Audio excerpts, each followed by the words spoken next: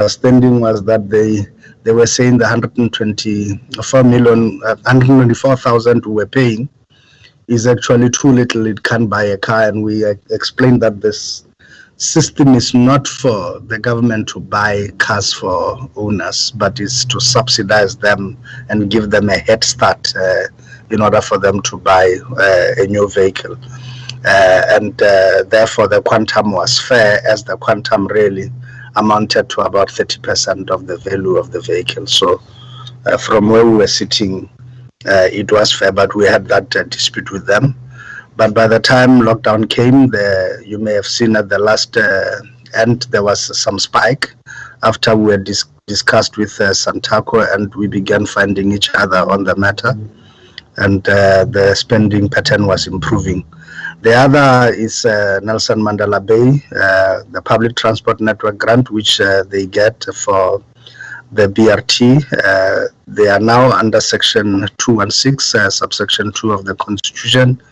And as such, we have suspended the transfers to them, and resulting in a huge allocation of money to them not being spent. As soon as they come out of this, we would be able to resume work with them to finalize the BRT system in that part of the country. If we look at economic classification, compensation, we were looking and standing at 95% due to the vacancies that I have highlighted. At that time, they were sitting at 10%, now at 8%. Goods and services, with all the savings I've indicated, at 89%. On transfers and subsidies, we had spent 100%, and on machinery and equipment, 96%, and on payment in terms of financial assets, 100%. Now, once more, the reflection on that International Oil Pollution Compensation Fund, which we had spent just 25%. If we look at the reasons in this regard, as I've indicated as I was going, on transfers and subsidies, major underspend was on the tax recap and as well as on the PTNG. And if we look at goods and services, public transport grant monitoring, as well as on watchkeeping services and Samba Sonke. If we look at the transfers and subsidies, Chair, now we will look at the provincial, the conditional grants that we do provide. We look at public corporations as well as the departmental agencies and accounts. And you would see that there, the bulk of the expenditure has been expended, and the area at which we are sitting with savings has been on the PTNG, and there you can see that that saving is what is reflective of the Nelson Mandela Bay situation. For every other thing, as you may see, we have gone significantly well to spend all what we were supposed to spend in this regard on those agencies and entities. In as far as the other areas, taxi scrapping, transfers to taxi owners who are surrendering their vehicles, the available budget was at 81 million remaining. And if we look at international organizations, we were remaining with just a few that were still to give us invoices. Largely, the membership organizations and the treaties were signatory to, and which we have to pay annual subscriptions and fees to, are the ones that are a bit slower to give us invoices on time. And we were then remaining with about 798,000 of what needed to be paid over to international organizations. In as far as every other thing like leave pays and vehicle licenses, that we had expended in full everything that was budgeted as per the requirements. On the provincial maintenance grant, we track this one because it's one of the largest areas of our transfers and what we give separately. And if you look at it, Chair, there you would see that the provinces that had some degree of underspend in as far as this is concerned, largest one was Limpopo at 285 million, and also the Eastern Cape at 34 million. And we have since zoomed into those two provinces to look at what really the biggest challenges are with them. But the other provinces, KwaZulu-Natal, Mpumalanga, Northern Cape, Northwest, and Western Cape, had expended their money in full, and with Free State leaving quite a negligible amount, and Gauteng having some delays with the contractors and receiving some last invoices quite late after the end of the financial year. With Limpopo, we are intervening there and looking at the difficulties they've had. They've attempted to do other things which couldn't really work. And on the Eastern Cape side, they've been trying to hand over their roads, some of the roads to us, but with no money. And those negotiations have been back and forth. They've written to the minister, we have written back and so forth. But in the ultimate analysis, some money remained unspent on some of those roads. Both the two provinces will apply for a rollover, including Gauteng as well is applying for a rollover because it has since received the invoices and it will be able to pay. And we have given our letters of support for the two provinces to actually get the rollover approvals in their provincial treasuries.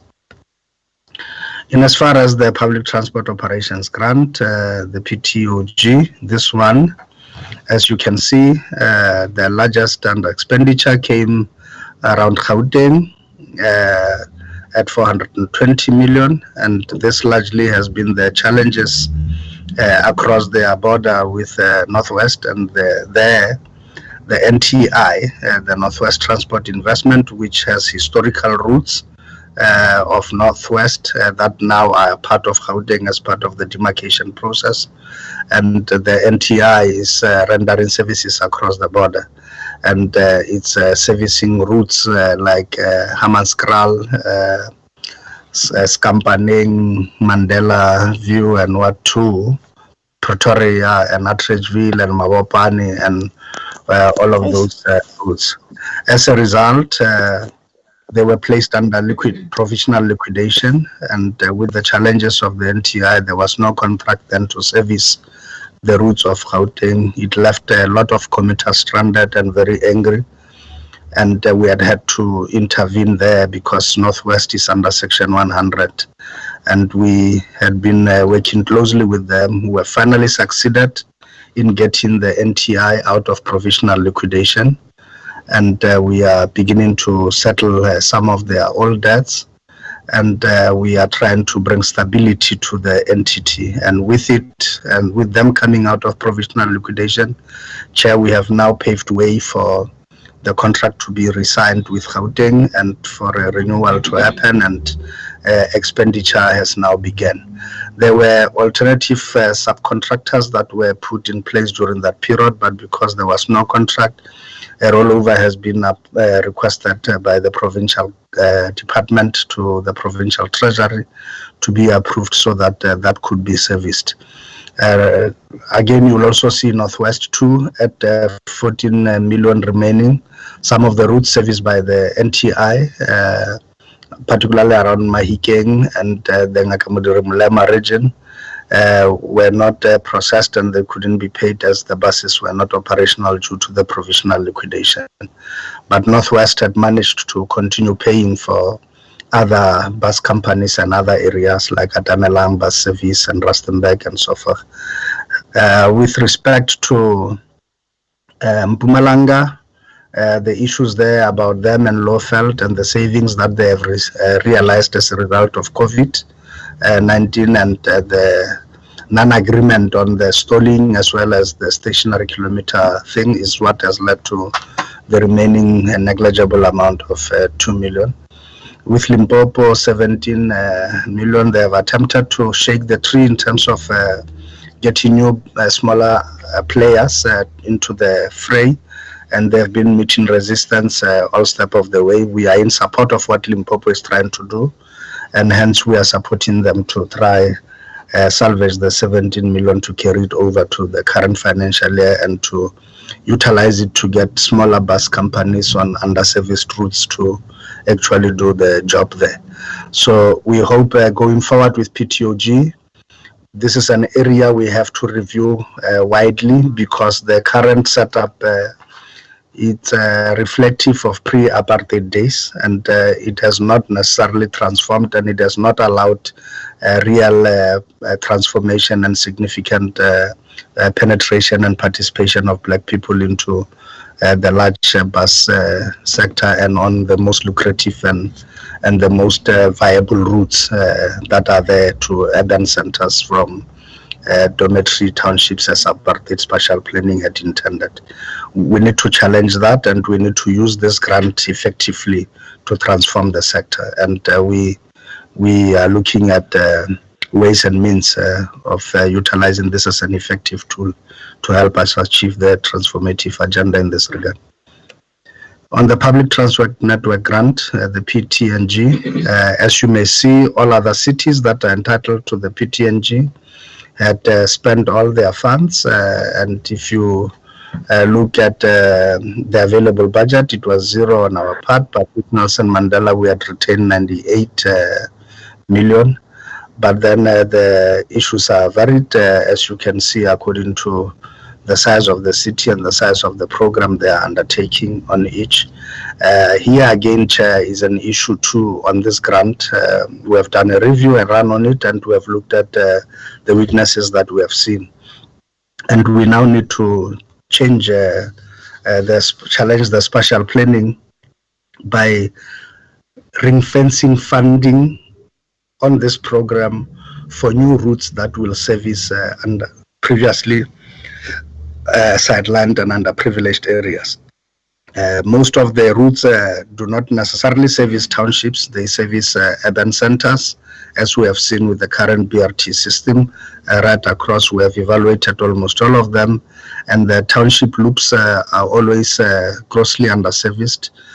It's only Rea Vaya in the city of Johannesburg that has really made a greater effort to penetrate previously black areas, and in Soweto and the routes that are there, but it has to be expanded to all other areas that are necessary, and to also have a significant penetration of not just the main roads of Soweto, but where it can service even the fringes of the market.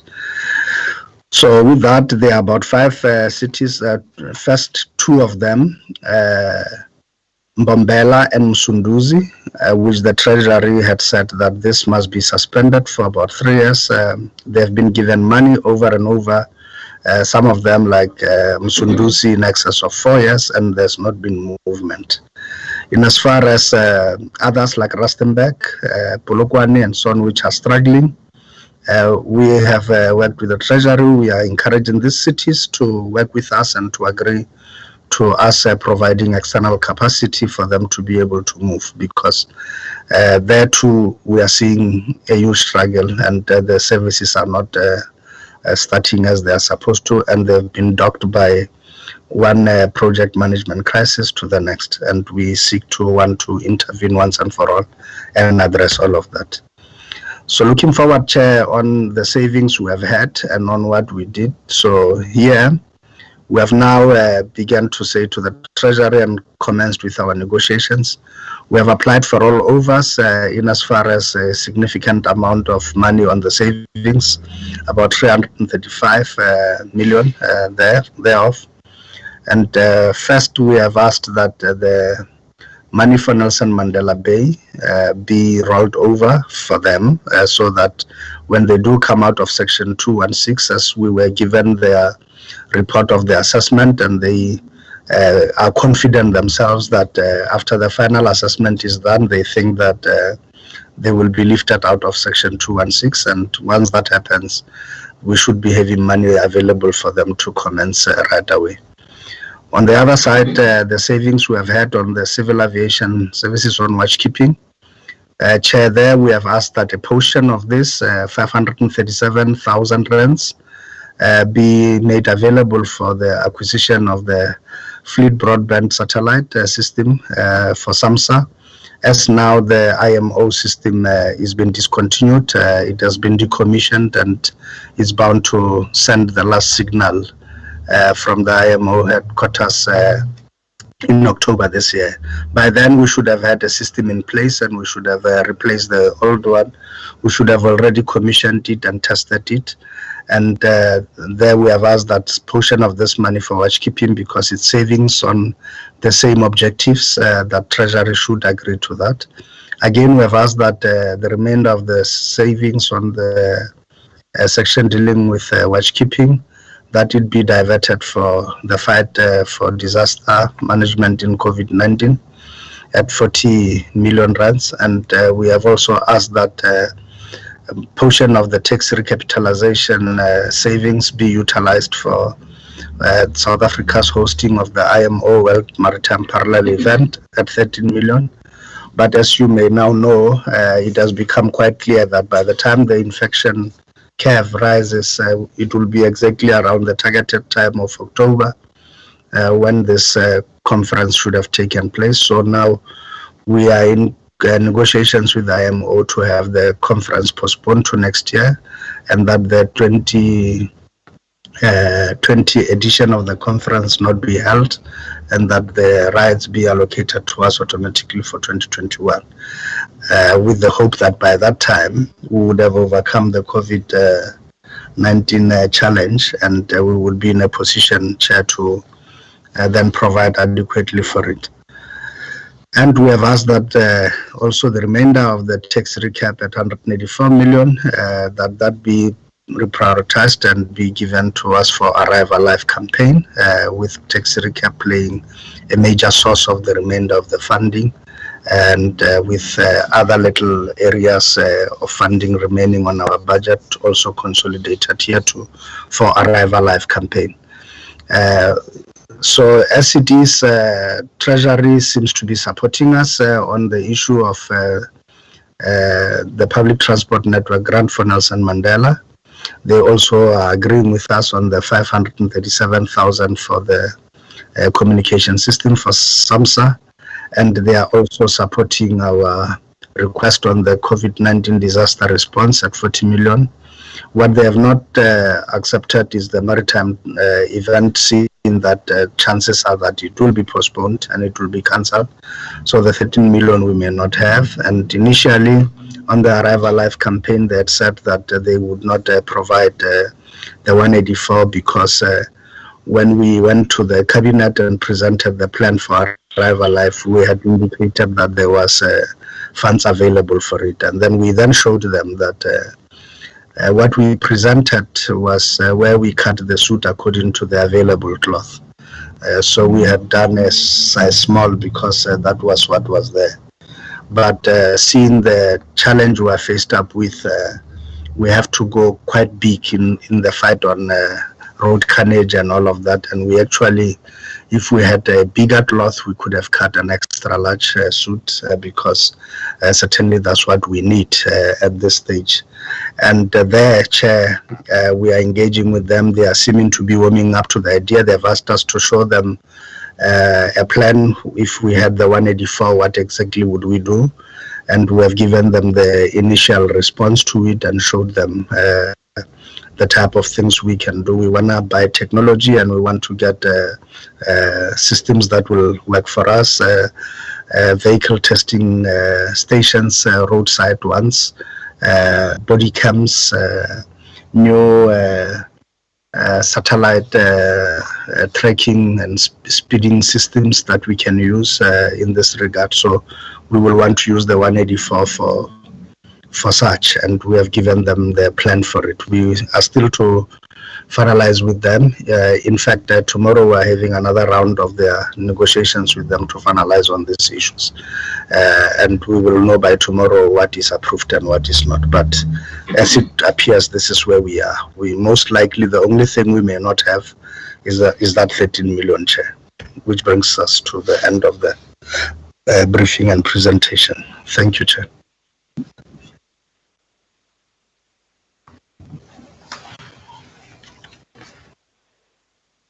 Director General, thank you. Honorable members, there is a briefing. Let me, Honorable Hans Singer, Honorable McDonald.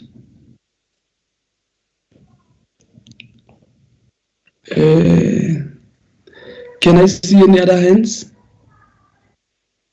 Honorable Mai. Oh, hey, Honorable Tami, I can see Honorable Tami Mabena. I'm now clued up, my brother. You can't. Honorable May and Honorable Tami Mabena, and yes, technology or an old way. Are these the only hands? Honorable Ramadwa, you must not come at the end. Are you here? Are you fine? Yes, now I'm fine. Unfortunately, I joined late. I didn't hear the presentation. I was struggling the whole hour. Yeah, now you must talk to the DM about your network issues of Limpopo. Okay, thank you very much. Let's start. I only have 4 hands. That is Honorable Hansinger, Honorable MacDonald, Honorable May, and Honorable Tamima Ben. Let's start. Thank you very much, Chair, and good morning, everyone, and especially to Deputy Minister Magatsi, also to the DG and staff, and thank you for the presentation, DG. I am extremely excited about what you mentioned right at the end, and that are the plans around the Arrive Alive campaign to really focus and revive this. And from my side, I can just encourage you around that because it's a really a positive sign. On a lighter note, I would also suggest of the 64 billion rand that we consider increasing the DG's airtime because still he hasn't answered any of my WhatsApps which I've sent to him. So we could maybe look at that. But to get to the more serious part, I would like to know, DG, the suspension of funds in Nelson Mandela Bay due to a compliance issue are now in a big way through this application of this section 216, depriving commuters of a very important service. And whether there isn't another way of dealing with such matters, since surely one can distinguish in terms of meeting compliance, with the practical effect of holding back on a service. And that we should probably deal with it in a different way, but I'm not aware or sure of, your restrictions in terms of how you need to address this, seeing that it's referred to a particular section. My next point is around the BRT stations and the BRT services that we have in the 13 cities, which was listed now, and the budget expenditures were mentioned, in a table that was presented to us. But really, we've been dealing with this for a number of years, and I can immediately recall, that over 40 billion rands has been spent on BRT amongst these 13 cities in in the past, as I said, 12 years.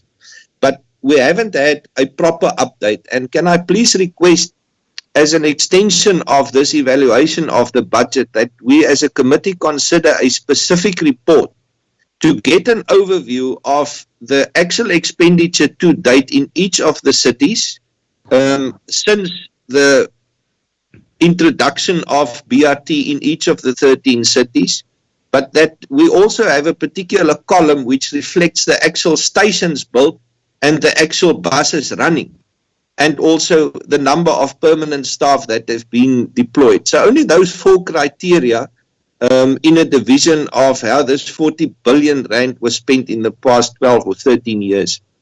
Chair, then around PRASA, I've received reports that security companies have not been paid, and that is the main reason why we now in 96 days from lockdown till the expected time, the 1st of July, when we would see any trains moving, that the absence of payment to security guards led to the huge vandalization which one could observe and see, which is also, showed in Facebook all over. So surely there must be an explanation, and I would like the reaction of the DG on these allegations of security companies not being paid, and that would be the reason for this huge vandalization that we've seen, in that only about 162 kilometers of rail is now planned to reopen after 2,228 kilometers which PRASA has under their control. So if we could just have some indication of that, and with that I would end my questions. Thank you, Chairperson. Let's hear the next voice. Honorable McDonald. Thank you, Chair. Good morning, colleagues. Thank you for your presentation, DG. Good morning, Deputy Minister. I have a couple of questions and a couple of remarks. Firstly, a job well done on the savings made for the watchkeeping services. It's really heartwarming to see that the department has done everything possible to save 50+ million rand for the department, and this will go a long way in alleviating certain problems in the department. Then on the IPTNs in Mangaung, and that's very close to my heart. More than 400 million has been spent in the last year, and close to over 100 million in the last quarter. 10 buses were bought for 55 million rand, and not a single bus is moving in Mangaung. This can't be right, DG. There must be some way that we can somehow stop this looting or whatever is happening there, because the poorest of the poor, the reason we're bringing this IPTN system to the Kasi and to the places where the masses live, that's the reason why we're spending this money, but nothing is happening. There's just trenches being dug, and there's not a single bus running, and we've spent millions, and if not billions, in Mangaung, just as an example. Then on the rail, I see that on the rail services, 100% of the budget has been spent in the last year, but it doesn't equate to any service delivery to the poor. There's not a single service delivery to the poor. It doesn't make sense.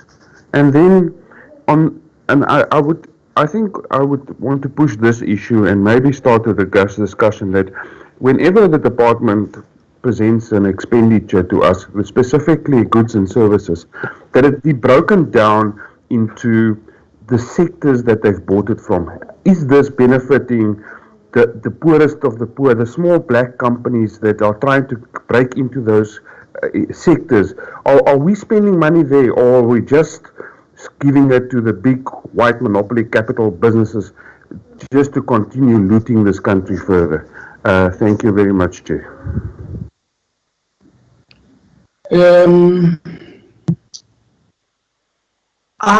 May. Thank you, Chairperson, colleagues, DG and Deputy Minister. I would like to ask a question about the Telkom tender. How is it possible that you tender for 150 million and later reduce it to 50 million? I mean, it's ridiculous. Yeah. How is it possible? Yeah. Thank you. Thank you, Lede. Let me take what is that end for Honorable Hansinger? Sorry, Chair, I was just indicating that I have one small question which I beg your indulgence for to also allow. Thank you, Chair. Okay, I will allow. Thank you. Thank you, Chair. I appreciate it. Just a question, DG, on the veriments. I notice a over 2 billion rand. Hey man, I- you see these KZN people now, you see what they are doing in our meeting. All right, I think. Thank Yeah, you, Chair. no, thank you.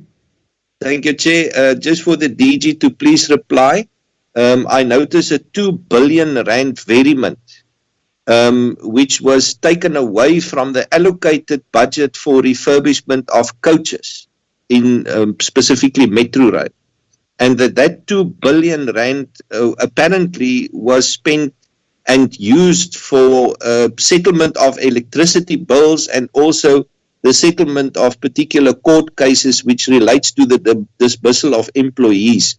Now, surely it should be a standard expenditure item to pay electricity accounts. So could you then please elaborate on this court judgment and the 2 billion rand that was taken from a budget allocation to refurbish Metro Rail coaches to settle something else? So could you explain what that something else was? Thank you, Chair.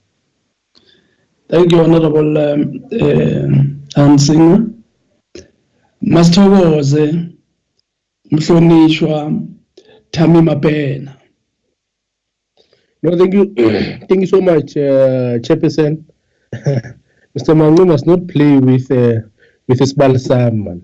He must not do that.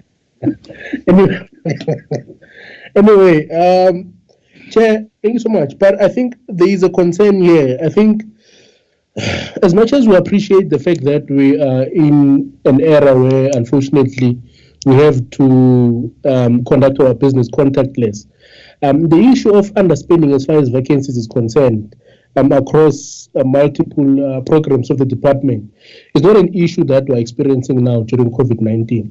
And obviously, with COVID-19, might have worsened the situation. But I think it's one of the issues that we've been decrying ever since I arrived in the committee. So it is ngesikhethu navane sikhuluma sithi umuntu angabhaci angazifihli ngomuno. I don't know how to translate that, but it's an issue which has been ongoing. And yes, unfortunately, people cannot travel now and come to interviews. And one parent should appreciate the fact that there was interviews which were scheduled. Unfortunately, people could not proceed. But to be quite honest with you, it's an issue which has been persisting consistently, and of which is not correct, and it needs to be rectified, because I see it's an issue which keeps on recurring around in 3 of the 7 programs of the of the department. On the issue of the Arrive Alive of 184 million rands, there's just one concern there. Is the DG saying that they're going to take the money which was allocated for taxi recap because of the slow uptake on the taxi industry for using that budget allocation, and they're going to reprioritize it and use it for an Arrive Alive campaign? Or did they miss something there? Or is it what the DG was actually saying? To say that they're going to take the money which was intended to subsidize taxis. Yes, you're subsidizing a vehicle, 30% of the total cost of the vehicle, but it's something. So if at all that is the case, I believe it's a mistake, and it shouldn't even be something that needs to be considered, because there are a lot of death traps which are all over the place on our roads, and I think a better engagement and an improved engagement with the taxi industry needs to be used in this approach. Perhaps one of the issues is this: if a person wants to go and buy a taxi, when they get a loan for them to buy a taxi, they can't get a loan anywhere else at a dealership, because that person would need to come with a permit. And currently, the department is not giving people those permits. What they issue you with is a receipt that you've paid, you've applied for a permit. And therefore, they want an affiliation, a membership of a taxi association and a permit so that you can be given a taxi. So the only people that are willing to risk it all and give the taxi industry finance is your taxi finance, of which they give them at exorbitantly high interest.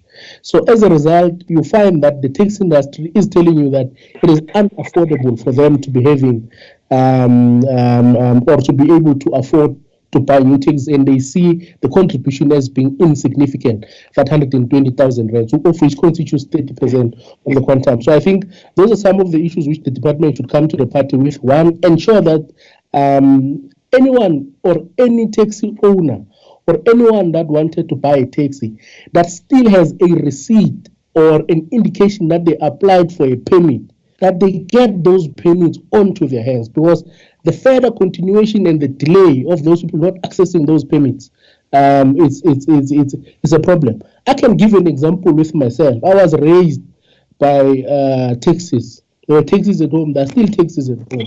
But the one combi that we have, still we have a receipt. There's no permit. You go and go to the department. There's nothing that they can do for you. They tell you that you need to wait and wait and wait. You're waiting for something which you don't know what you're waiting for. Lastly, on the PTNGs, Public Transport Network Grant, Section 216, subsection 2 of the Constitution says it empowers the National Treasury to stop the transfer of funding to any municipality which they deem that there's been persistent breach of financial management prescripts and also alleged mismanagement of funds. You see, when we started as a committee, we said, the department, what are you doing to engage with these municipalities? Mangaung was cited. Honorable McDonald has just mentioned Mangaung. Nelson Mandela Bay is one of them. And the department told us and said, we're having engagements with them. What has come out? What has been the outcome of those engagements? And also, the DG did not mention what is it that they did exactly. Yes, because just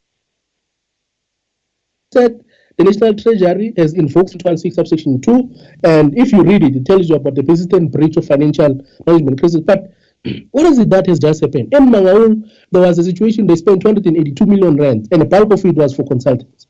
And there was one station which was constructed which collapsed. But in Nelson Mandela Bay, what happened? Because there's still no buses on the road, and you've stopped the transfers. And what has come out of the engagement that the department has had with these municipalities? Are they being monitored? Are they given any support whatsoever which will ensure? Because remember, colleagues, the objective here is not only to punish those municipalities which are inefficient, but the objective is, at the end of the day, we want buses on the road so that people can actually get from point A to point B in a cost-effective manner, of which transport is an economic key driver within our economy. So it's not a matter of just punishing these municipalities, but what is it that you are doing? We've asked previously, you said you've had engagements. What is the outcome? Now that you are invoking a section, yes, we support you. We will never, on any given day, support a situation where funds are squandered. We support you when the National Treasury invokes Section 216. But what is the outcome? What is it that you are trying to achieve here? Chair, I think I will end there. Thank you. Thank you very much. Thank you very much, Honorable Mapena. Chair.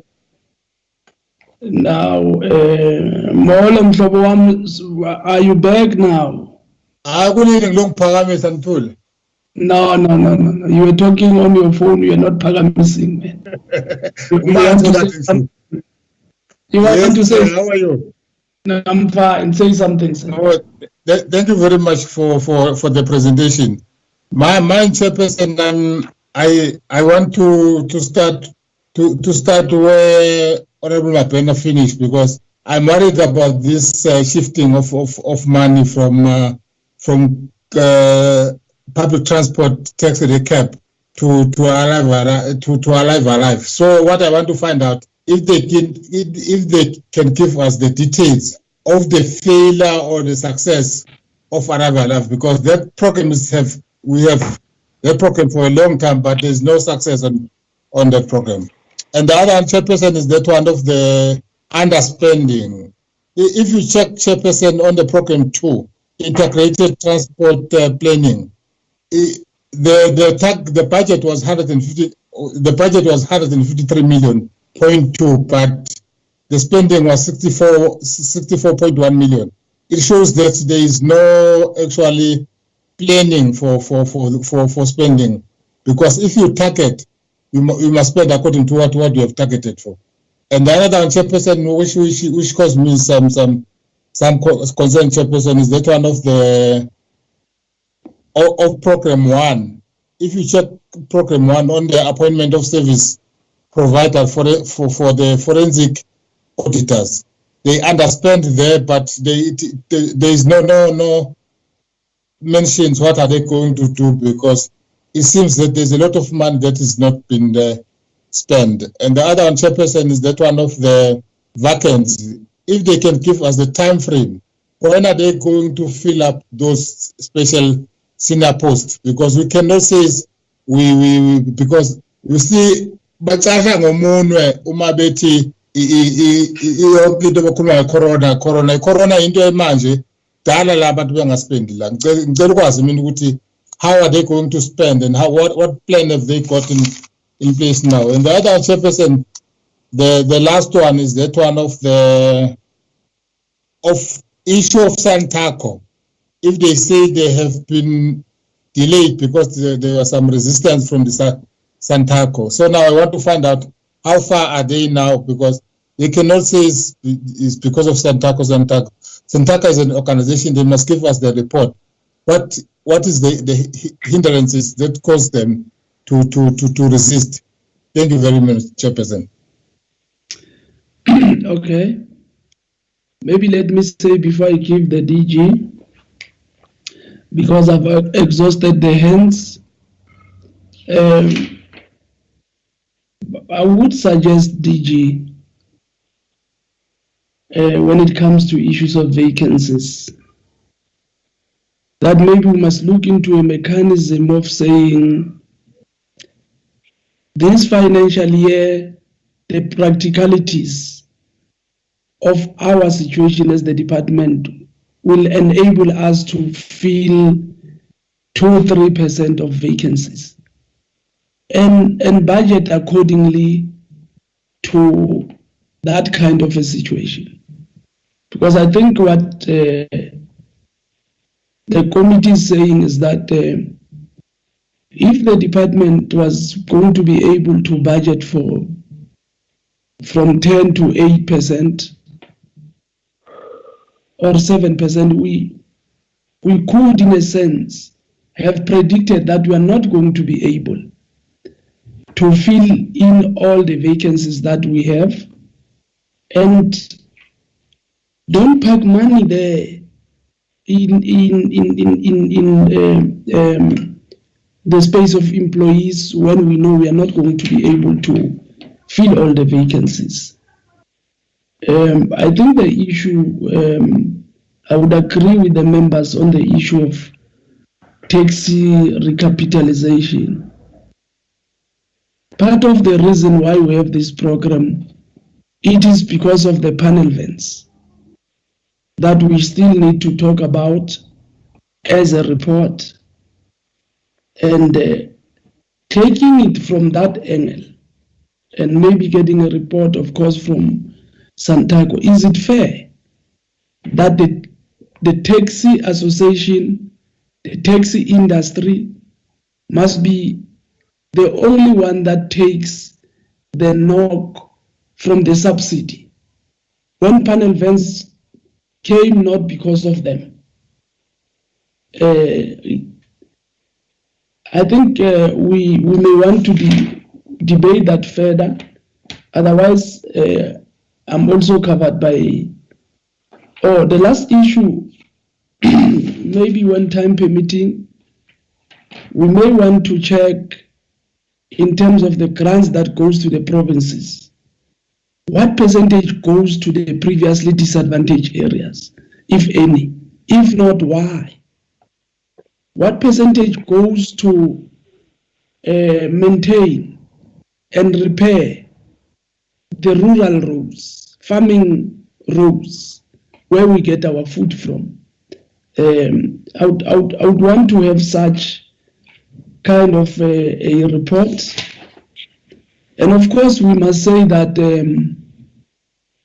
taking into consideration that we couldn't plan for COVID-19, but it must not be a norm that this is the department that always applies for rollovers.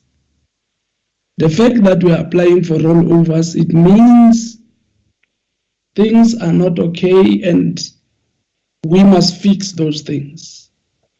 We may allow some rollovers because of COVID-19, but it should not be a recurring situation.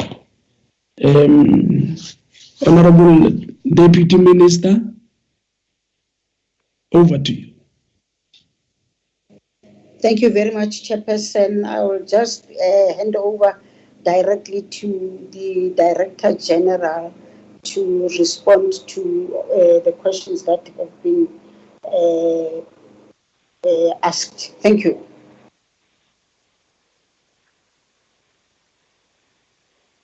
Let's see the face of the Director General.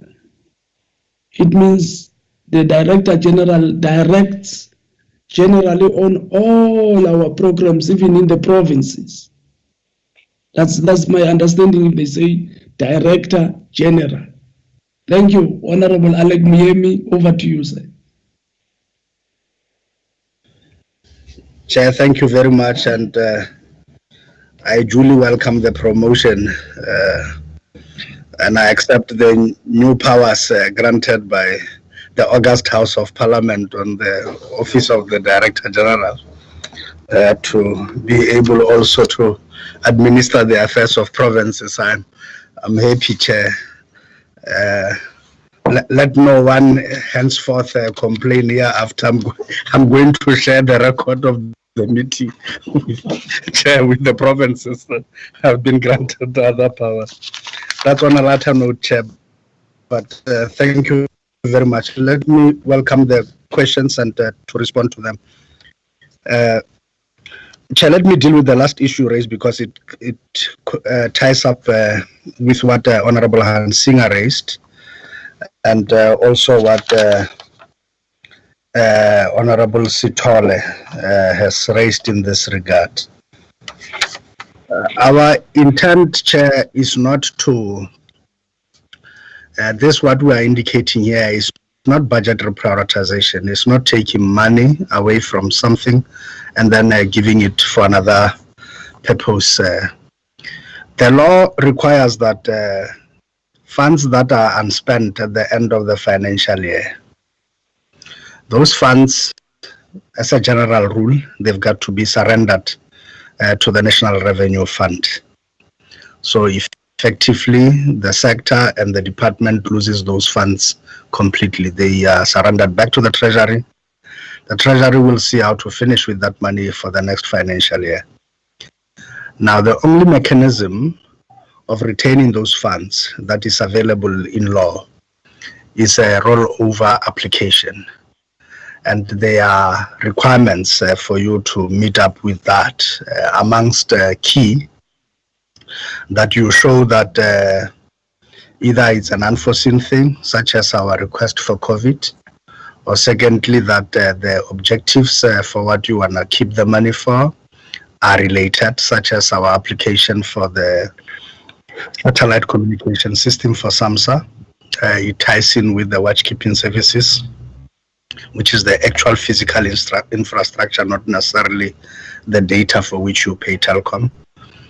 And then also that you may have committed yourself to paying those things before the financial year ended, and only that you would complete post-financial year and you will need to pay for that.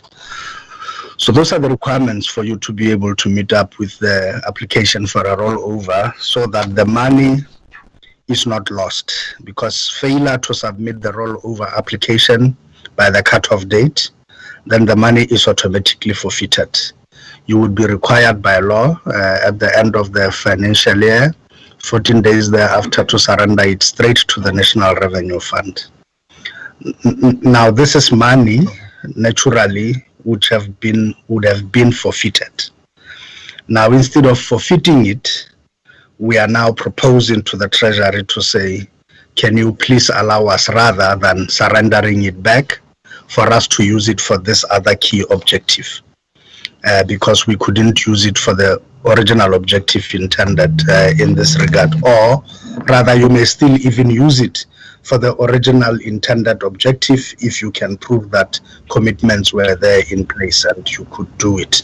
So in the case of tax recap, we would have had to prove that there were applications on hand already which we were considering and we were processing. But of all those applications, we had processed them speedily before the end of the financial year, and we had already dispensed with it. And that's why you saw the spike in the last 2 months of the financial year with payments for the tax recap. But right through the financial year, it has been quite slow going. We had been negotiating with Santaco since August last year, since Minister launched the tax recap again, second round. We have been in negotiations with them, addressing their concerns and so on. And if the Sitole raises the matter of how far we are with the tax industry and Santaco, like I've indicated in the main presentation as I spoke, that we have found each other with them now, and that's why the last 2 months saw a huge spike in applications and then people coming forward. So that's where we are, Chair. We were not necessarily predetermining to, by this process of rollover, moving away money from one area, or rather targeting only a tax recap to take a knock and leaving the rest of the other things. I may, Chair, perhaps, with your indulgence, at a date to be determined by yourselves, come back to make a presentation on the reprioritization of the budget. Because right now, the whole of government is being forced to reprioritize, and we are working on that. And maybe we can use the opportunity when we are going to make the presentation on COVID to also do a reprioritization exercise and show you what the impact of COVID has been and what then we are doing in return. Because that's where you would see that not just tax recap, but all of the grants are affected by the reprioritization exercise.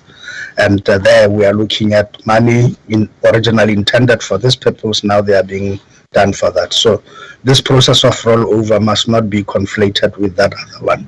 That one we will bring into being, and the bigger picture would be seen about doing about it. On the issue of the grants to provinces and the breakdown, okay, Chair, we are curtailed, as you may know, because the leader of government business, the National Treasury, and the reporting departments, including DPSA as well as DPME, have met with the presiding officers of Parliament and have agreed on the type of formats. All of us in government were straitjacketed by the same template that we are told that the quarterly reports to Parliament have got to fit in within that. And as you can see, irrespective of which department comes before this, the structure of the presentations and the nature of the things covered in there are prescribed. So as a result, we follow that, unless the committee specifically wants us to deviate and wants us to do something else. But as a standard practice, when we prepare a quarterly report, is going to come in exactly that same format, which is a format approved by Parliament and by the presiding departments, including presidency, over all of us on what we need to do. And I think that the manner in which we report shouldn't appear as if it's intended to conceal information or not to provide information. It is in the nature of the committees and Parliament itself, and even members in their individual capacity. If they require more information or anything, they put up parliamentary questions, they put that. The committee itself may request a specific report, as what Honorable Hansinga raises, that there should be a specific report on BRT. and that needs to be presented as such. And certainly, we the department, will oblige and provide such exception reports as and when, and we will bring them as a separate report to the normal template in which we. So I think let it be that way, and I would request that Honorable McDonald's please that is the constraint we are sitting with in as far as the reporting process. But if specific reports are requested of us, in addition to the reporting template, we will then provide such additional information and report, and the breakdowns that the chair say he may require an analysis on the budget. I must immediately also address that matter, Chair, because I know previously Honorable Mangu had cautioned on us encroaching onto the powers of other spheres of government. Now we can set the conditions for transferring money, but we don't essentially decide for provinces as to where and where they must spend the money. So it's quite a dicey situation.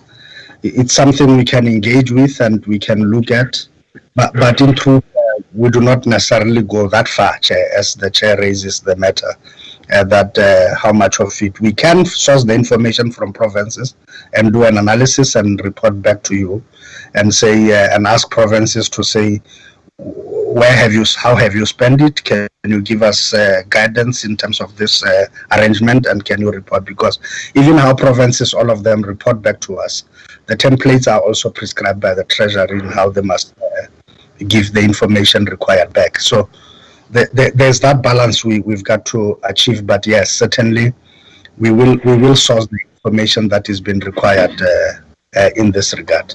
How much power must we have to be able to say to the provinces, you shall?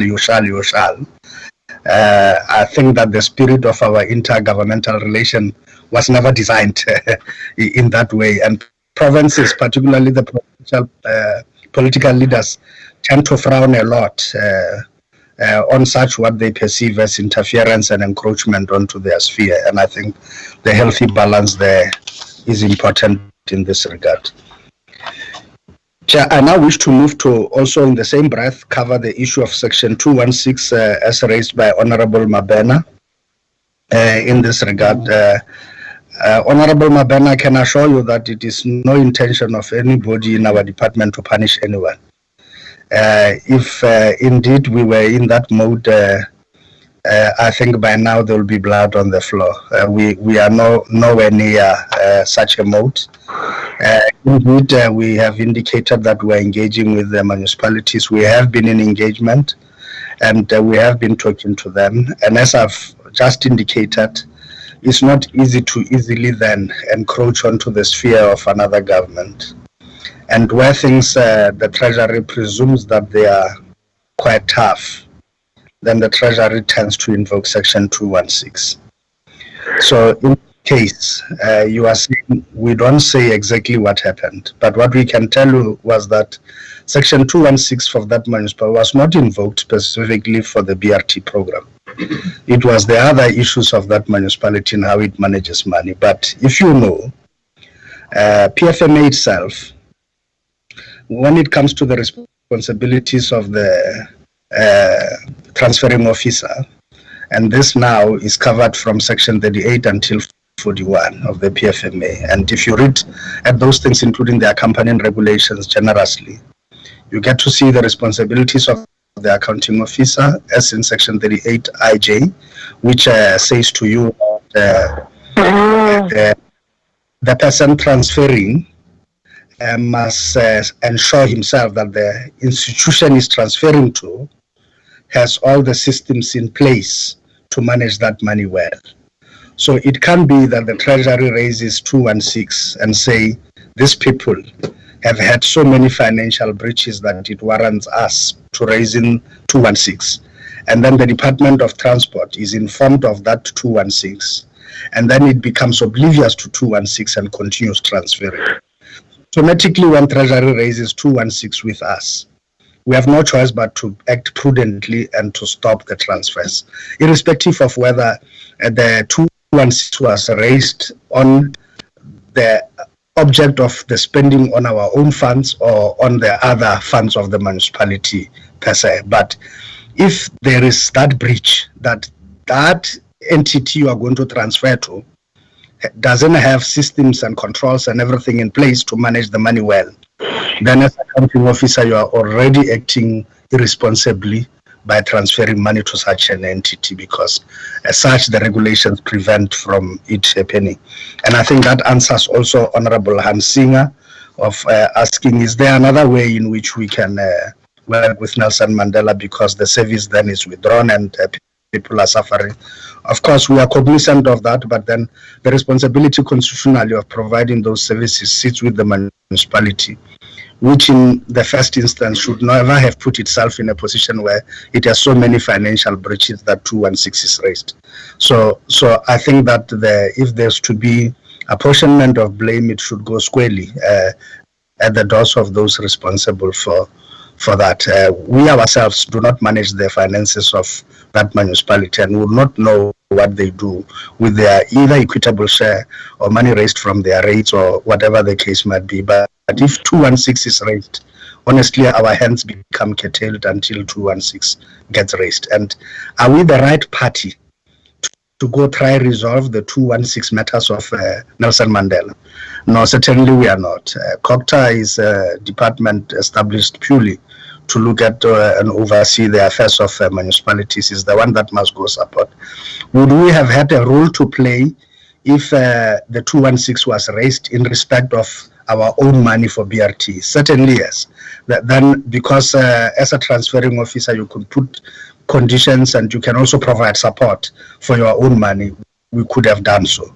But unfortunately, 216 was raised. And when 216 is raised, it shuts that door, even of us saying, we can give you money, we realize you don't have capacity, but we can give you money with capacity so that you spend it well and so forth. But I think that window for now is a bit closed. What are we doing with Mangaung? Well, truth be told, Mangaung is not placed under 216. Irrespective of all what we have seen glaring weaknesses, yes. We have seen expenditure happening. We can make our own value judgment about whether we see value for money or not.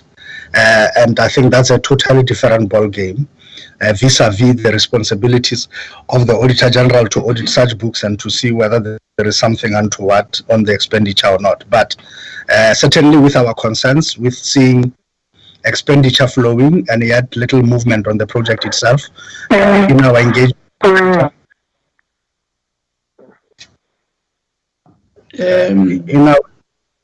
Okay, DG. Honorable members, mute your microphones so that we allow DG to respond unhindered. Please. Thank you. You can go on, DG. Thank you, Chair.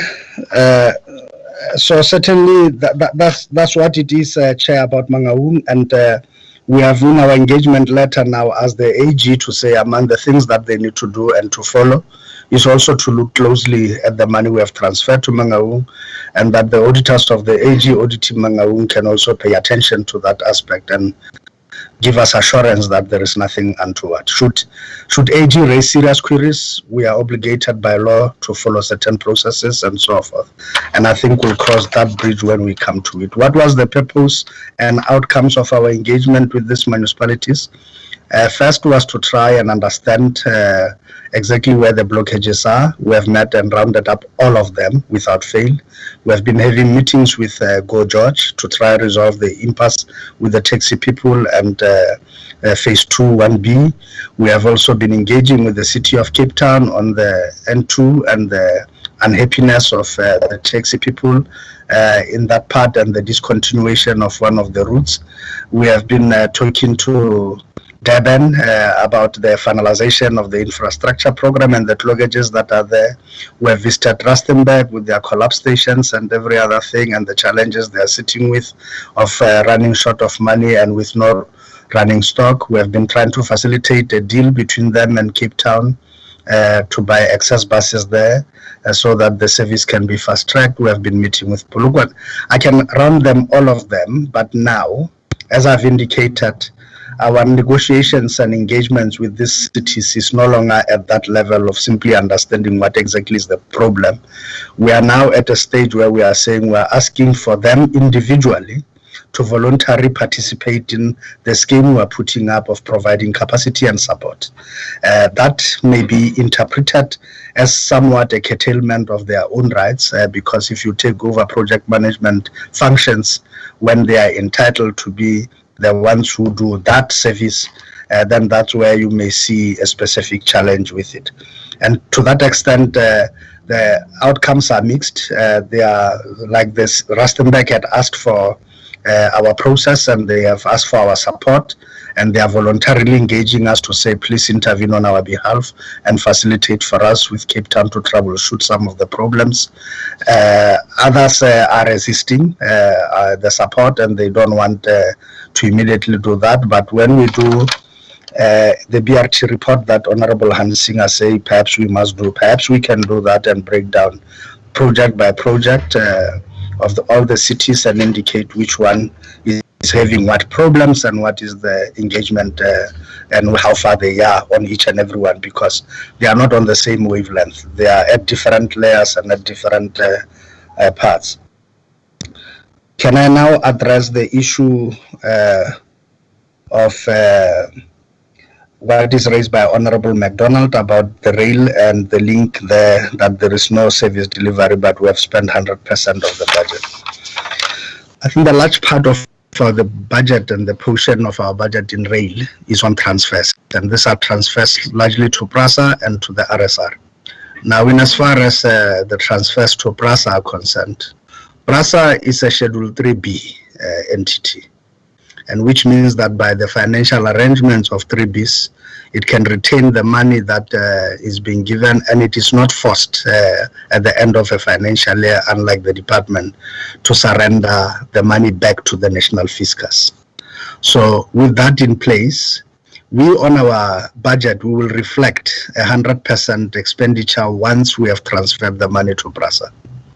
But then what PRASA does with the money and how fast it spends it becomes the key issue, and which is what we must look into. And I take it that the committee, when it engages with PRASA, they have seen the age analysis of their books, and they've seen what happens there.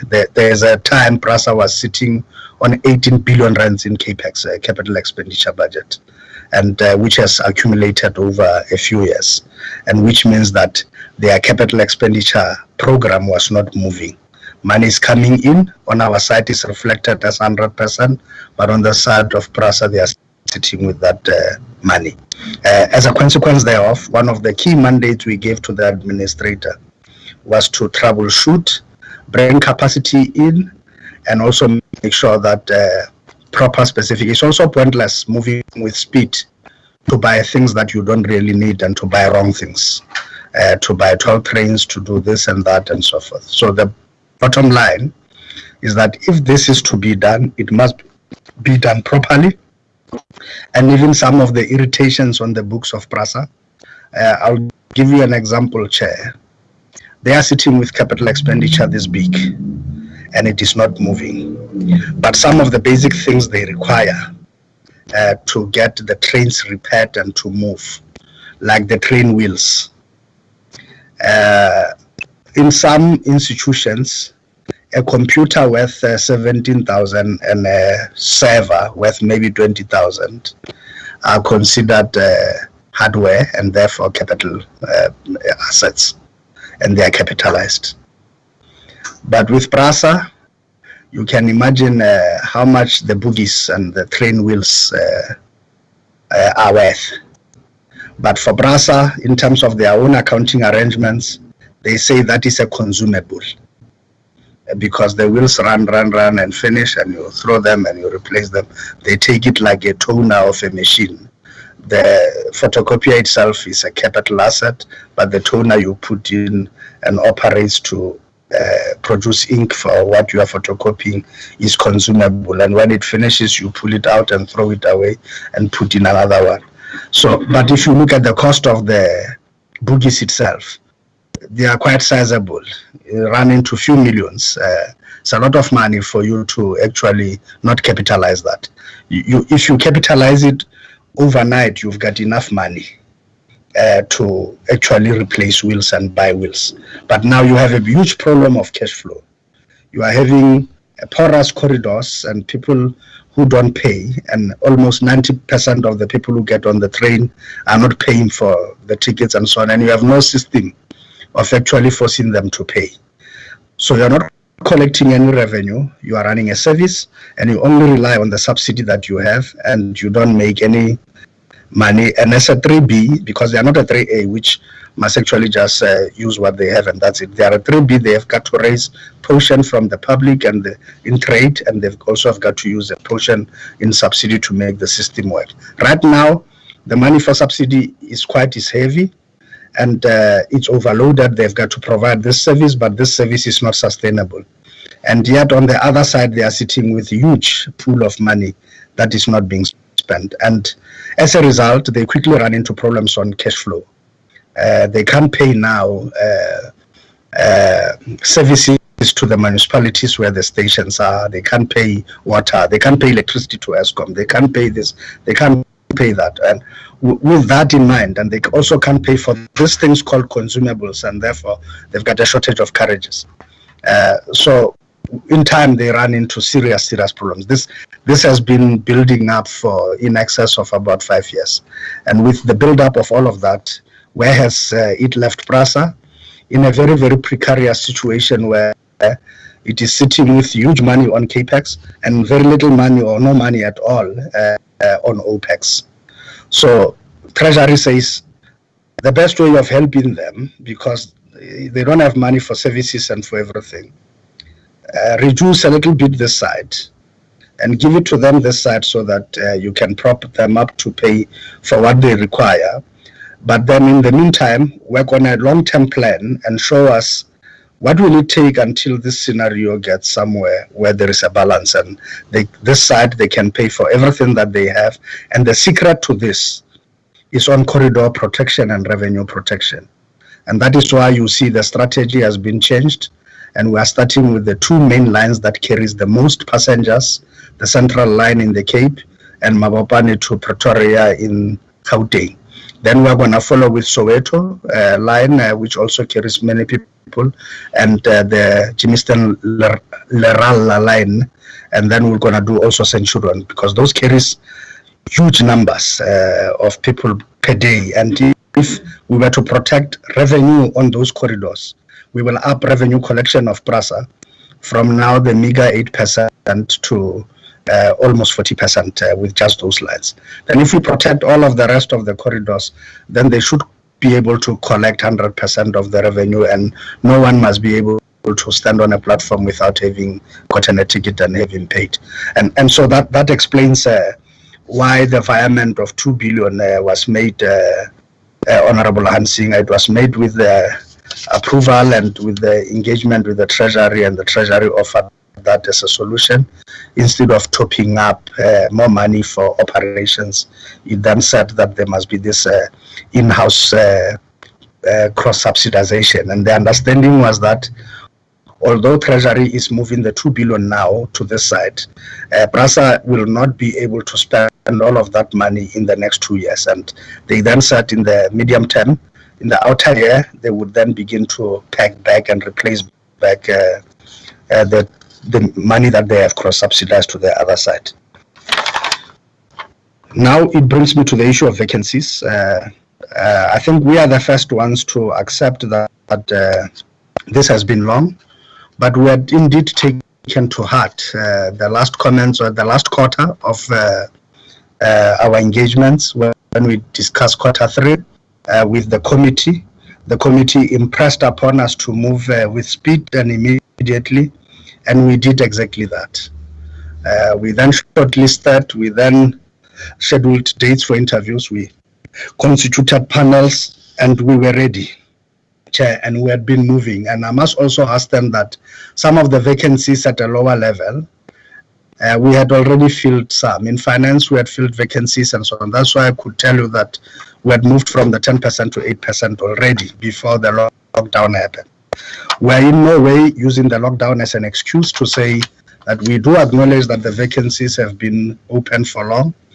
But at the third quarter engagement with yourselves, the committee decried this matter, raised serious concerns, and said to us, we have to move with speed. And indeed, the evidence is there that immediately thereafter, we had taken the call of the committee to heart and we had began. We were moving until the lockdown occurred. So in no way, Honorable Ketamavala, are we hiding behind a finger?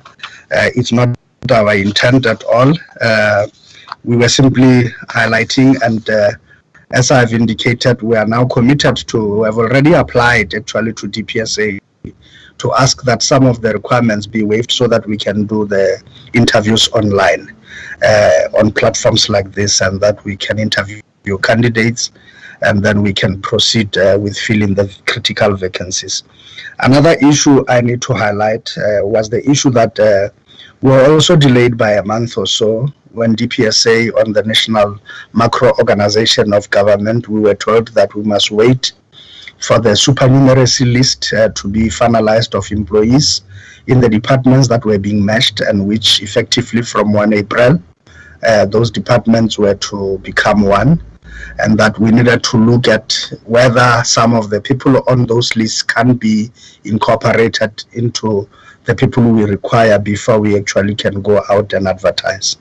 So there are still intra-governmental and NetFOSA discussions about that supernumeracy list, and there are concerns obviously by other departments taking people from another departments, and they are asking why those departments don't want them, and there is all of this thing, the toing and froing. But we had been indicating that we will not find a DDG with rail expertise from any other of the departments, as an example.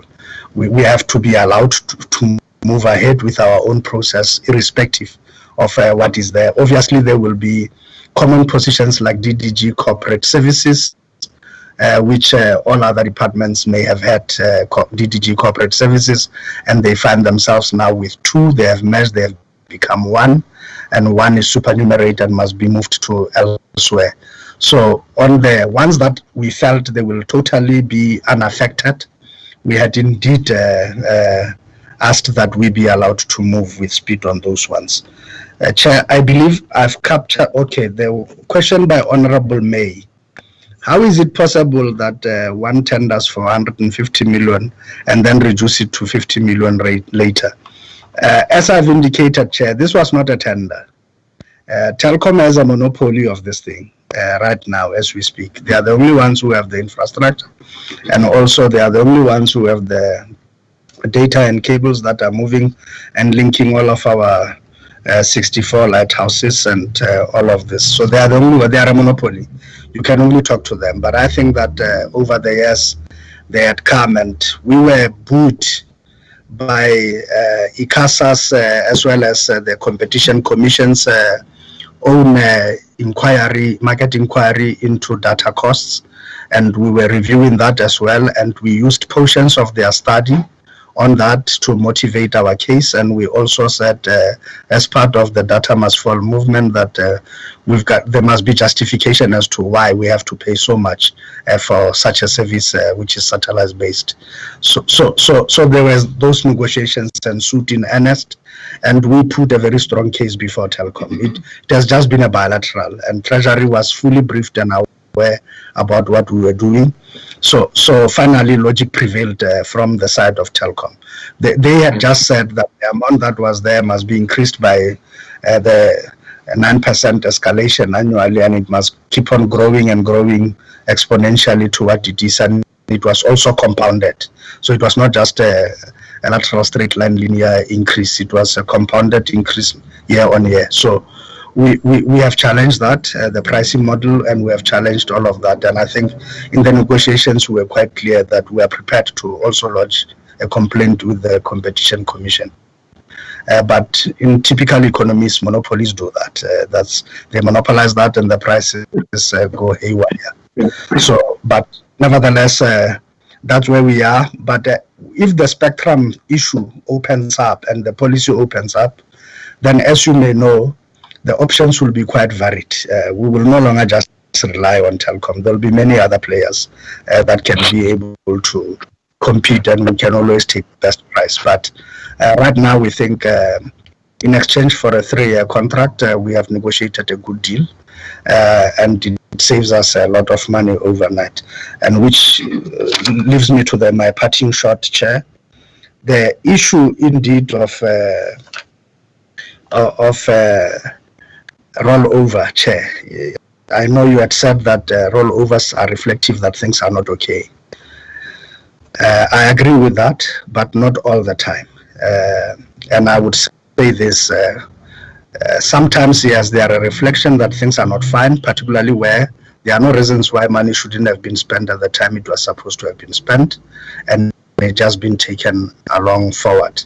But for instance, rollovers may be a result of exactly the matter I'm highlighting now, of the example of Telkom, where it isn't a sign that things are not okay, but where it is a sign that actually things are okay, and you are now asking for indulgence to reuse the money differently and to do other things. So I think it's a healthy balance really on our case, and obviously we don't intend to make it a usual thing, and we don't want to be a department of rollovers. But where we see the opportunity to really utilize the money for Arrival Life as an example, as a good program, then we've got to do that, because we can't underestimate the challenge of road carnage in our country and the downstream effect it has both on SANRAL, on RAF, Road Accident Fund, and on the economy as a whole, and the cost of accidents and what they do on banking, insurance industry, and all of that. So all in all, and in fairness, if we are using the opportunity for this purpose, then a rollover is a very good intervention or mechanism to utilize. Thanks, Chair.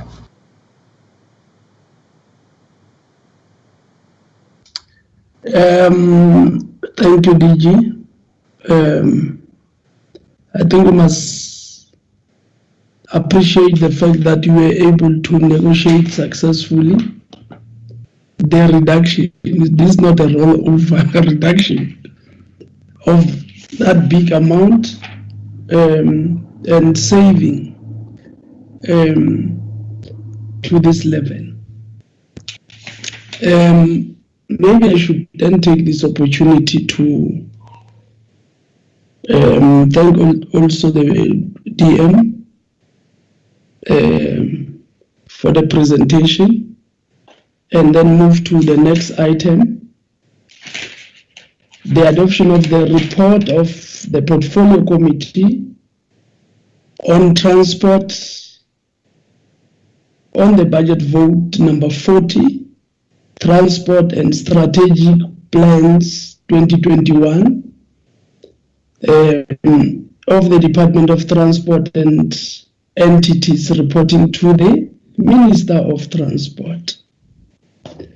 I take it that the report is well read by honorable members, as it is our report, and like I've said, at this moment we have to adopt the report. Let me allow members to do exactly that if there is no any other issue. Let me see a hand.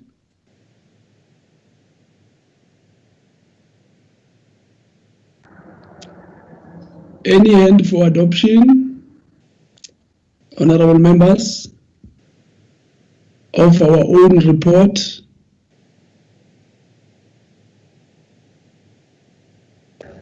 Chair. Honorable McDonald. I move for the adoption of the report, Chair. Thank you, Honorable McDonald. Any second? Honorable Chairperson. Yes, Honorable. I second the adoption of the report? The report has been adopted.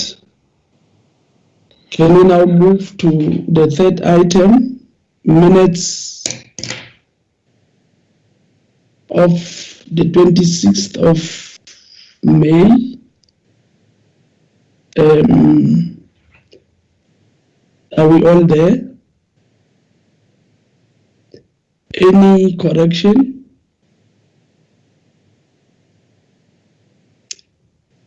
Any correction?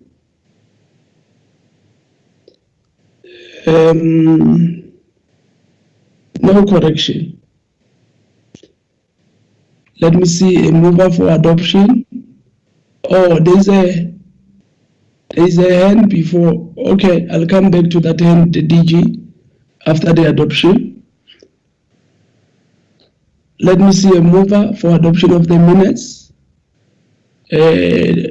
Honorable Mapena is moving. Any seconder? No, Chair, I'm not moving. I'm raising my hand to the item on the platform. Oh, okay. Let me hear you, honorable member. Yeah, no, thanks, Chair. I think I'm having seen I'm sorry that we're on this item, and I think I should have, but I raised my hand virtually then. The DG missed to answer one question from Honorable Hansinger. The issue of the fact that we are unable to get hold of him steps on doesn't reply messages. It's difficult to track him down. Honorable Mapena? Yes. We'll come back to that matter. The item on the table now is adoption of the minutes. Thank you. Any mover? Chair, I move for the adoption of the minutes of the previous meeting. Any seconder? Thank you, Honorable McDonald. Seconded by Honorable Keta Mabala Stole. Thank you. Let's go back then to the hands, which is actually a normal. I must say, I've seen the hand of the DG. DG? Chair, no, thank you. No, Chair. I realize you say it's an anomaly. I didn't want to participate in those proceedings. What I was going to request was that now that the matter that had to do with us was done, I was to request back then that we shouldn't be privy to the discussions of the committee, which should be in committee when it discusses its own minutes and all the issues. I was going to request that we be excused in advance before you could go down that road, but unfortunately it has already occurred, and we were party to it and listened as the minutes were being adopted and done. So I wasn't in any way trying to raise or participate in those issues. That's all I wanted to raise. But if the chair, it's also an anomaly once we have passed on those matters. But if you require me to answer the issue that says I'm unavailable, I'm prepared to answer, Chair, but I'll take guidance from you. Yeah, well, maybe we should allow that because that was one of the questions that were posed on a lighter note by Honorable Hansing, and it is picked up now by Honorable Mapena on a serious note. Yes, DG. Thank you, Chair. Chair, thank you for recapping it correctly, because I listened carefully and I heard that the Honorable Hansinger had said it was on a lighter note, and it is for that reason I did not bother in the jealousy of time to entertain it. However, now that Honorable Mabena raises it as a serious matter, then I think that indeed, certainly, it's something, Chair, that we've got to deal with. First and foremost, Chair,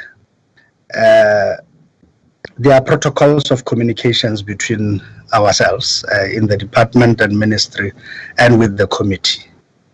And I think that those protocols have got to be respected, otherwise there's going to be challenges right across the way.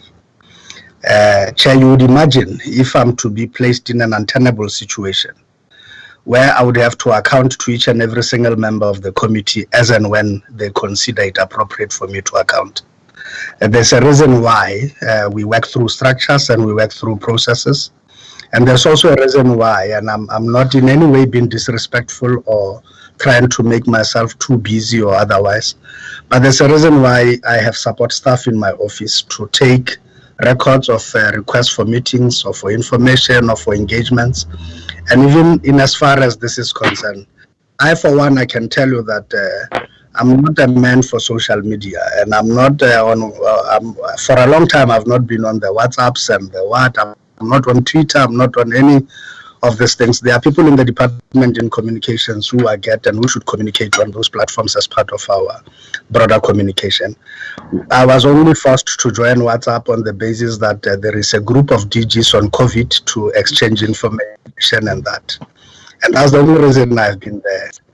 And at no stage between the engagement between government and Parliament has it been agreed that WhatsApp is a formal mode of communication in which we exchange information.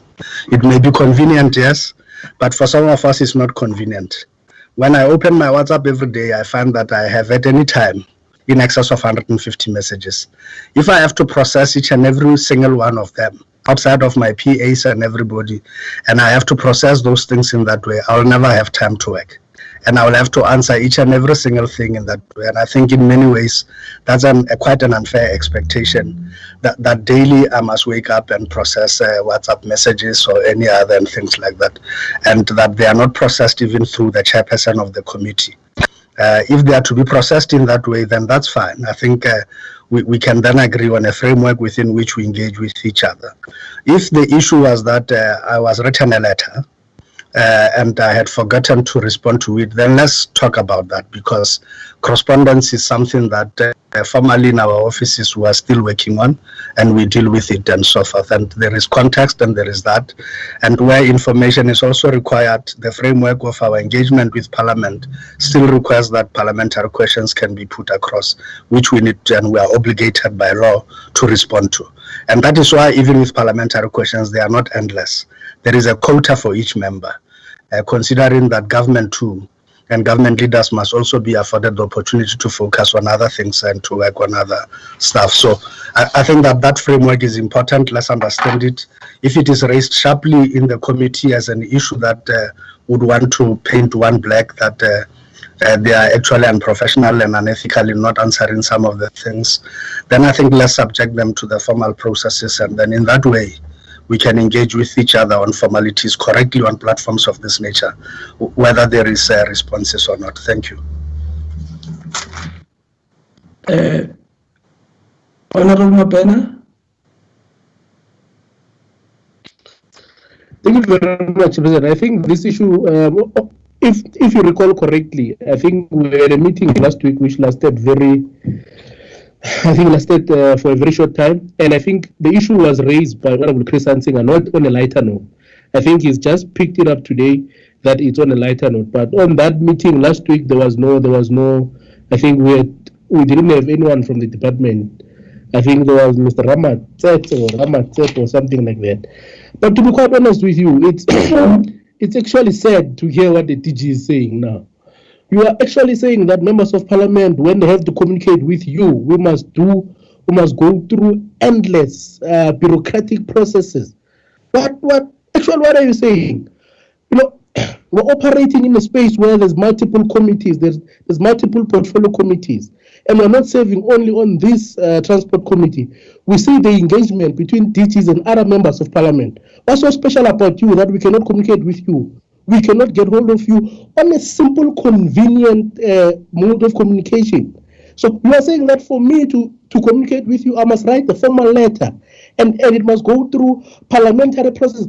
What are we saying when we are saying we want to make governance to be less bureaucratic?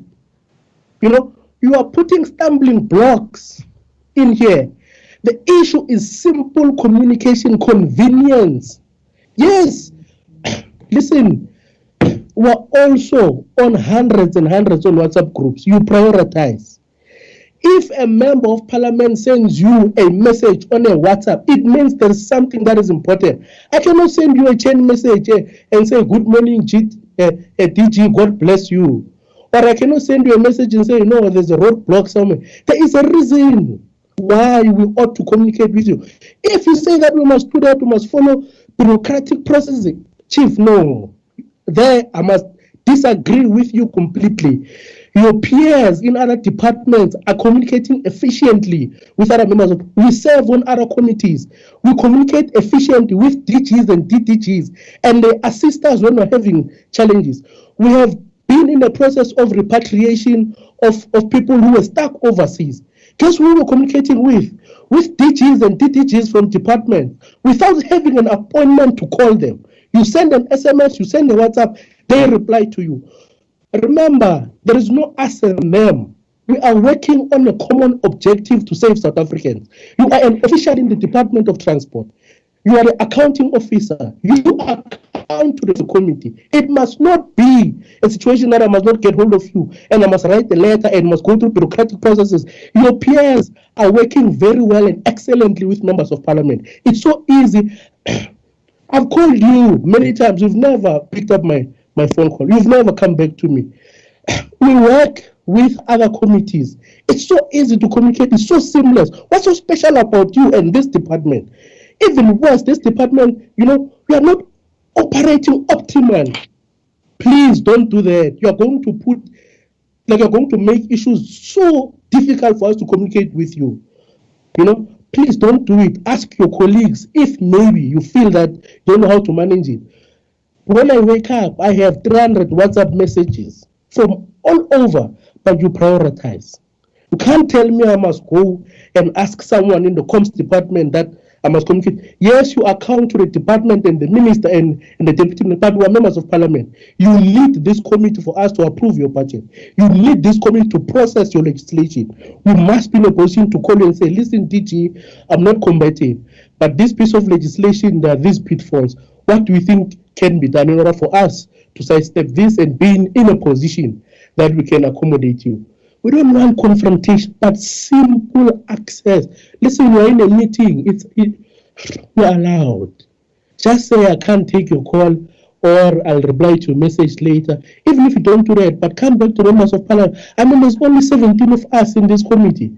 We don't send you messages on a daily basis. If you can ask all these members here, how many of them have tried to contact you in the last 7 days? I can guarantee you it could even not be a single one of them. So don't make it that it's a problem or it's an irritation whatsoever.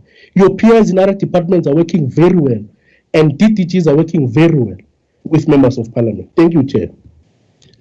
Members, let me deal with this matter and close it, because it's actually, we have dealt with our agenda, and a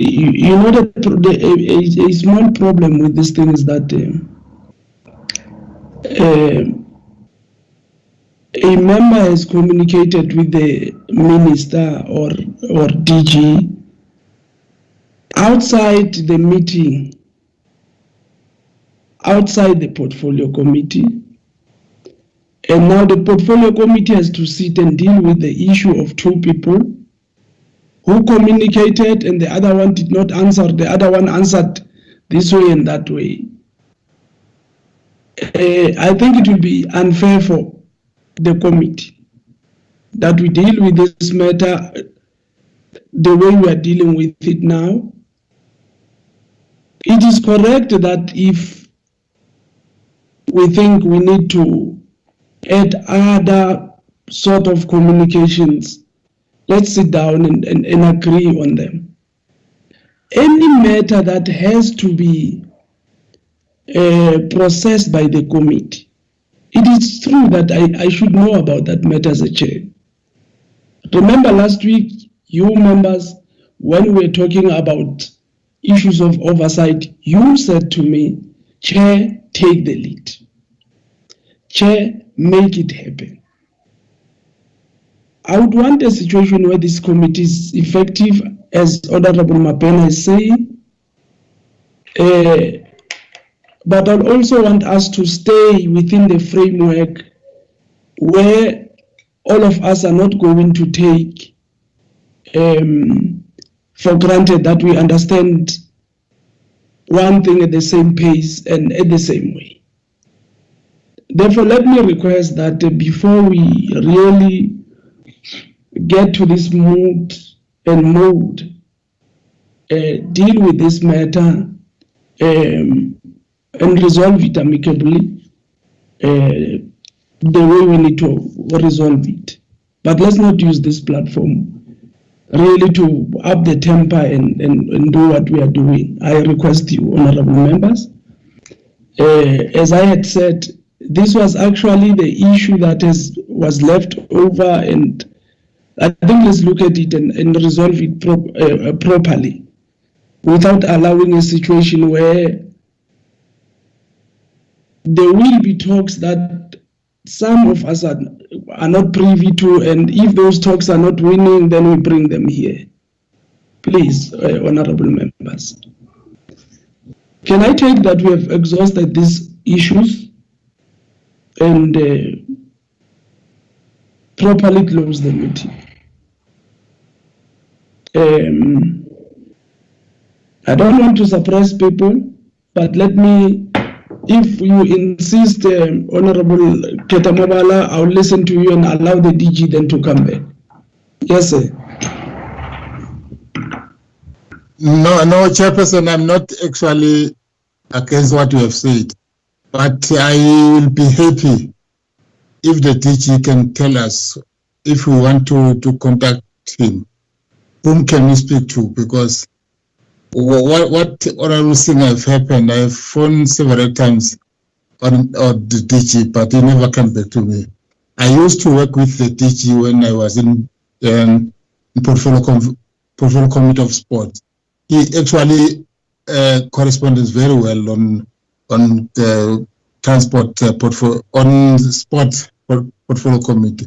So I don't know what changed him now, or either is a pressure or something wrong that is happening in the department. I don't know. If he can give us whom can we connect, because there's some pending issue that we need to communicate directly to the DG, as we always direct to you.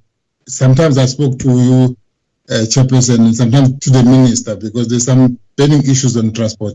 Thank you very much, Chair. Thank you, Honorable Ketamabala. I think let's explore that route. If you don't get the minister, the deputy minister, you must be able to get me. If there is a way of communicating with the DG and that way has been there, I think we should formalize it accordingly. My mother raised me to believe I'm special, and I'm not going to allow anybody to say I'm not special. I am special. If that offends people that I think I'm special, that's their problem, it's not mine. But Chair, the issue is that there are formal correspondences, and these things I'm saying is not that they are not there. If there are mutual indulgences that are given to people, then so be it. But I don't think that it is a matter that is a matter for the committee. Strictly speaking, yes, I account to the committee, not to the individual members of the committee. I account to the committee. And at no stage have I ever refused to come to the committee to respond, or any information sent through the formal channels that has never been entertained and so on. But people can request that then something else must happen, and that I must account to individual members of the committee. So, Chair, if the request comes through you, and if something is burning indeed, and it's a matter for Parliament to raise with government, there are structures, and I've said that when I spoke. There is yourself. You can call, Chair, at any time, and we can raise those issues and they can be attended to. And at no stage have we ever refused to attend to anything that comes via the formal channels. And I think that's where I will leave it at. And honestly, Chair, I take exception and a serious offense to the issue that says that I'm not special. I am special. DG, you are special. We are all special. At that note, DM and honorable members, thank you very much for the meeting. Stay blessed, stay safe. Schools are reopening. Let's also assist on the level of transport. I'm sure we should be ready. And those of you who want to keep their children at home, do apply for homeschooling. And let's be useful to the process. Thank you very much, honorable members. You are all special. The meeting is. I am special. Yeah. Thank you very much. I am special. God created all of us. Thank you very much, Chairperson. Enjoy your week further.